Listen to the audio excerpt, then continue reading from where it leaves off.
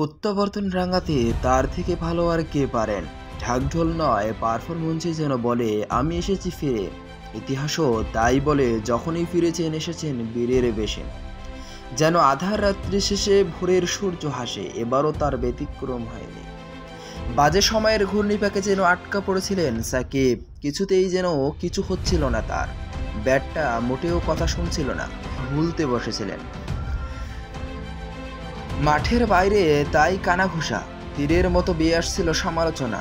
কত বিদ্রোপ, কত টিপ্পনি, কতজনের কত কথা। অনেকের চোখে তো তিনি ফুরিয়ে আসছিলেন। সাবেক ভারতীয় ব্যাটার বীরেন্দর সেবাগ তো লজ্জায় থেকে অবসর নীতিও বলে দিলেন। কথাগুলো নিশ্চয়ই তার কানেও পৌঁছেছিল। প্রবল জেদকে হয়তো মনের মাঝে পুষে রেখেছিলেন। কে না জানে চ্যালেঞ্জ নেওয়া সাকিব বরাবরই ভয়ঙ্কর। এবারও তার ব্যতিক্রম হলো না। সফলতার থেকে বড় প্রতিশোধ আর কি হতে পারে? সাকিব আল হাসানও হয়তো তা ভেবেই শান্ত রেখেছিলেন নিজেকে। সব সমালোচনার জবাব যেন ব্যাট হাতেই দিলেন সাকিব।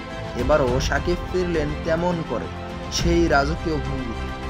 দলের হয়ে বিশ্বকাপের প্রথম 50টা আসলো তার ব্যাটে।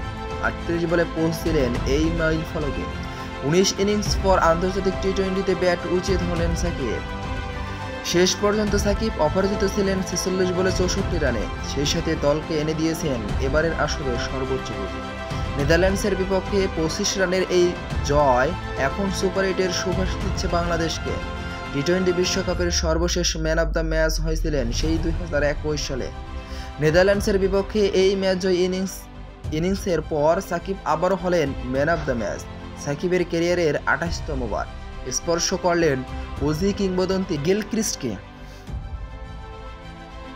অবাক হওয়ার কি আছে, সাকিব তো এমনটা তো স্রেফ সাকিবকে মানায়। চ্যালেঞ্জ দিয়ে তাকে আটকাবেন কোন বাধায়? এখানেই তো সাকিবের ভিন্নতা, এজন্যই তো তিনি সেরা, বিশ্ব সেরা।